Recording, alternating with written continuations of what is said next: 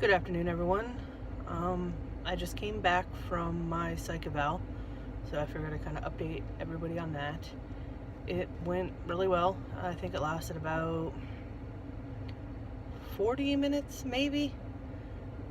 The guy that did my psych eval was a little weird. Every time he was like typing something into the computer, he had to like talk through what he was doing out loud all the time. So it was a little strange. But other than that, prior to me going in for this eval, they sent me a survey type thing that I needed to do online. It was a psych survey, just a bunch of questions about any mental health history, if you've ever been suicidal, if you were currently suicidal, if you've ever been depressed, currently depressed, or if you were on any type of medication. I think that was pretty much most of what it was all about. It was a lot of questions. It was like 300 questions of just random stuff. A lot of the questions kind of repeated themselves and or were just kind of asked in a different way, but it was pretty simple. It didn't take me very long to do it.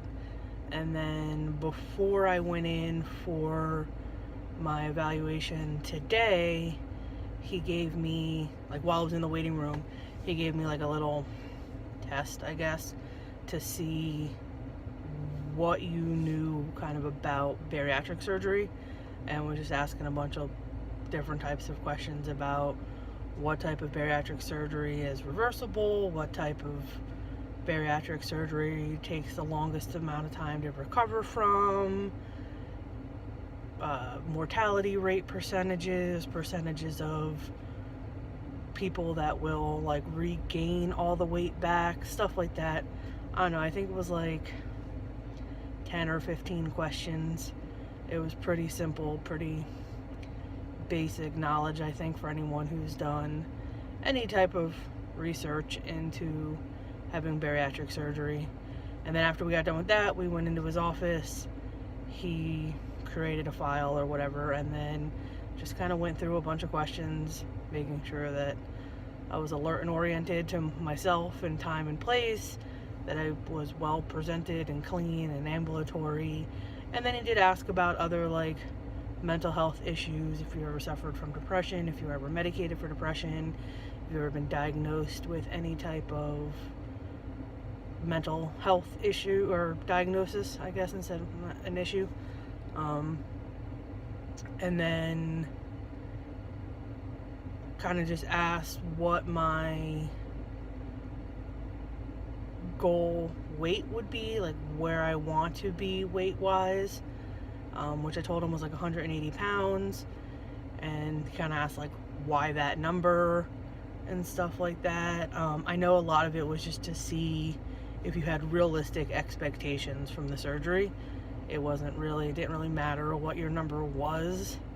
I could have said 200 pounds or I could have said 150 pounds, but it was just making sure that you kind of had a really good understanding of what the surgery can potentially help you achieve if you're willing to work for that, and making sure that you had realistic expectations of what the surgery may be able to do if you're willing to put in the work to do it. We talked a lot about exercise and setting up an exercise regimen and kind of keeping everything to a same time every day of the week or every day that you work out, just to build that into your lifestyle and to build that into a habit. And he kind of brought it up. He was like, you get up in the morning, he's like, you brush your teeth in the morning, right? And I was like, yeah. And he was like, anybody have to tell you to brush your teeth this morning? I was like, nope. It's just a part of what you do in the morning. And that's what they want exercise to kind of be. And it's also what they want your eating habits to become, where you are looking at your portions and no one's having to tell you that that's too big of a portion or that it's not the right foods, that you're just gonna build it into your lifestyle and that it's just gonna become habit, and kind of that being the best way to be as successful after having the surgery as you can be, but wanting you to start doing those things now, because If you can't build them into your lifestyle now, are you really going to build them into your lifestyle after surgery? So it was good conversation, some good things to kind of think about for a while and start implementing. Every time I've gone to see a new doctor or do a new test, it's been just more information to help me be better once the surgery happens, and to start being better before the surgery actually happens. The other thing, I did get a phone call back from my surgeon's office today, just going over my lab work that I had done last week, and the only issue they had was that I'm vitamin D deficient. So when I go in this week to see my primary doctor, she just wants me to let them know so that I can get on some type of, probably just a vitamin D supplement or something like that. Living in New Jersey and working overnights, I don't see the sun very often.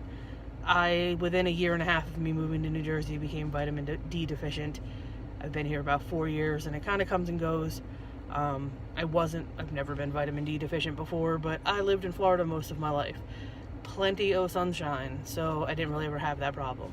Here, just with the winters being as cold and dark and dreary as they are, and then the summers being as short as they are, it's kind of hard to spend a good amount of time out in the sunshine.